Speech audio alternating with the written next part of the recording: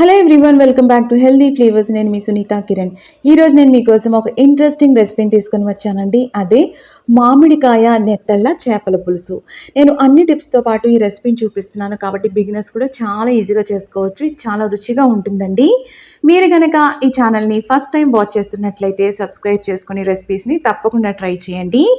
ఈ చిన్న చేపల వల్ల ఎన్నో ఆరోగ్య ప్రయోజనాలు ఉన్నాయి. వీటిలో యాంటీ ఇన్ఫ్లమేటరీ ప్రాపర్టీస్ ఎక్కువగా ఉంటాయి. అలాగే ఒమేగా 3 ఫ్యాటీ యాసిడ్స్ ఎక్కువగా ఉంటాయి. కాబట్టి తరచుగా వీటిని డైట్లో ఇంక్లూడ్ చేసుకుంటే చాలా మంచిదండి హెల్త్కి. ఇక మనం రెసిపీలోకి వెళ్ళిపోదాము. నెత్తళ్ళు, వీటిని సిల్వర్ ఫిష్ అని కూడా అంటారు. శుభ్రంగా కడుక్కోండి. ఆఖరగా నిమ్మకాయ రసంతో కానీ వెనిగర్తో కానీ కడుక్కుంటే నీచు వాసన అనేది రాదు.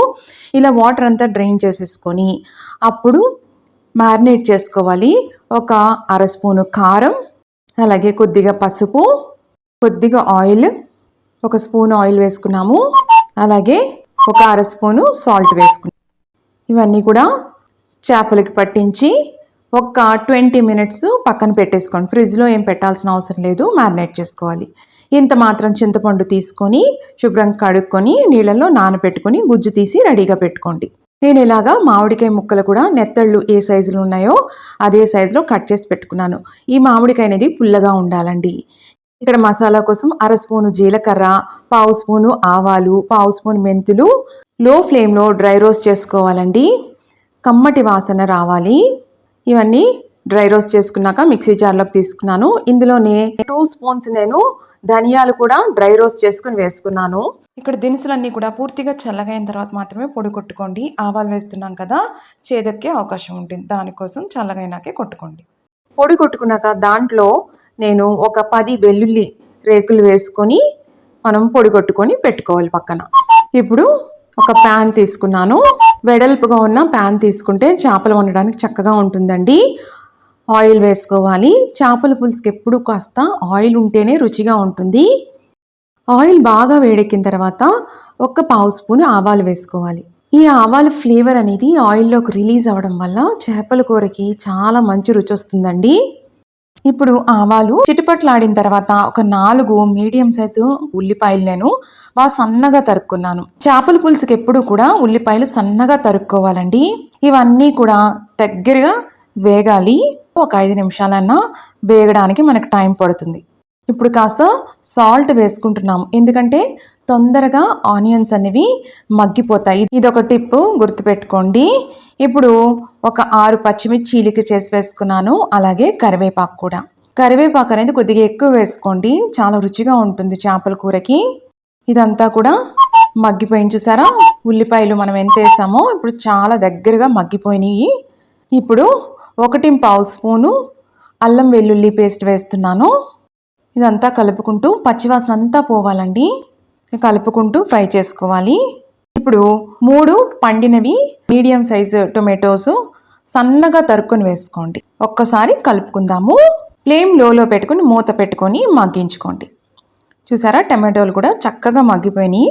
ఈ టమాటోలకి పచ్చివాసన ఉండకూడదు, చక్కగా మగ్గిపోతేనే గ్రేవీ బేస్ అనేది పర్ఫెక్ట్గా వస్తుంది. ఇప్పుడు చింతపండు ఇందాక నానబెట్టుకున్నాం కదా, అది రసం తీసుకొని వేసుకుంటున్నాము. ఒక్కసారి కలుపుకుందాం ఇలా. ఇప్పుడు ఒక పావు స్పూన్ పసుపు వేసుకున్నాము.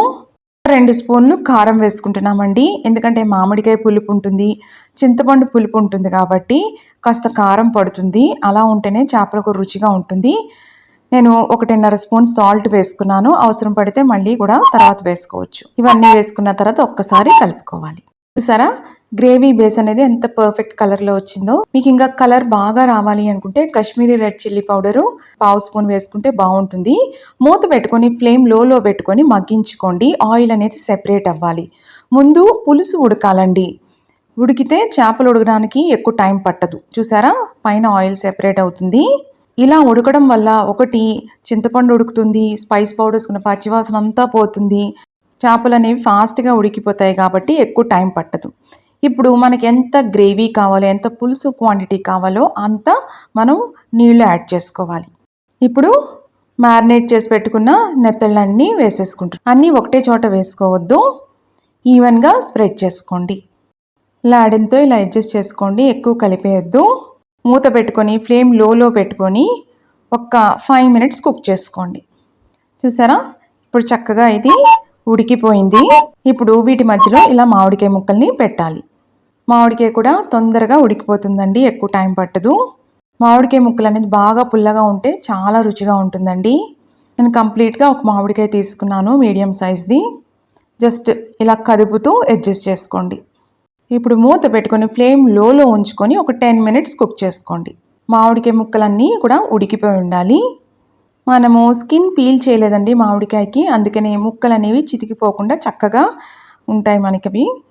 ఇప్పుడు ఆఖరిన ఇందాక మనం మిక్సీ పట్టుకున్నాం కదా, పొడి వేసుకోవాలి.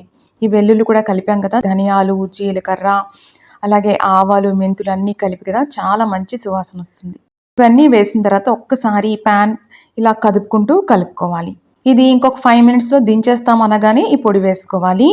ఈ స్టేజ్లో ఒకసారి ఉప్పు కూడా సరిచూసుకొని అవసరం పడితే కాస్త వేసుకోండి. ఇప్పుడు మళ్ళీ మూత పెట్టుకొని ఒక్క 5 మినిట్స్ మగ్గించుకుంటే సరిపోతుంది. ఆఖరిన సన్నగా తరిగిన కొత్తిమీర వేసేసుకొని ఇంకా స్టవ్ ఆఫ్ చేసేసుకోవడమేనండి. మనకి ఇంకా చేపల పులుసు అనేది రెడీ అయిపోయింది. ఇది వండిన తర్వాత ఒక 6 గంటల తర్వాత చాలా బాగుంటుంది. లేకపోతే రాత్రి వండుకుంటే మార్నింగ్కి చాలా బాగుంటుంది. ఆ పులుపు అంతా కూడా చేపలకి పట్టి ఫ్లేవర్స్ చక్కగా బ్లెండ్ అయ్యి చాలా రుచిగా ఉంటుందండి. ఇది రాగి సంగటి కాంబినేషన్తో కూడా చాలా బాగుంటుంది. తప్పకుండా ఈ రెసిపీని మీరు ట్రై చేసి ఎలా వచ్చిందో కమెంట్స్లో పెట్టండి. ఇలాంటి ఇంట్రెస్టింగ్ రెసిపీస్ కోసం హెల్దీ ఫ్లేవర్స్ ఛానల్ని సబ్స్క్రైబ్ చేసుకుని ఈ రెసిపీస్ని ట్రై చేయండి. ఇక్కడ నేను అన్నంతో దీన్ని సర్వ్ చేస్తున్నాను. పులుసు కూరలు ఎప్పుడైనా రుచిగా ఉండాలి, అది చేపల పులుసు కానీ ఏ పులుసు అయినా రుచిగా ఉండాలంటే అన్నం అనేది ఫ్లేకీగా ఉండాలండి, అప్పుడే చాలా రుచిగా ఉంటుంది. కరెక్ట్ ఫ్లేవర్స్ని మనం ఎంజాయ్ చేయగలుగుతాము. ఇది ఒక టిప్. రాగి సంగటి కానీ అలాగే జొన్న రొట్టె కాంబినేషన్తో కూడా చాలా బాగుంటుంది. తప్పకుండా అలా కూడా ట్రై చేయండి. ఇలా ఈ మామిడికాయ ముక్క ఒక చేపను నంచుకొని తింటే చాలా బాగుంటుంది. మళ్ళీ మరొక ఇంట్రెస్టింగ్ రెసిపీతో మిమ్మల్ని కలుస్తాను. అంతవరకు stay healthy, happy. Thank you.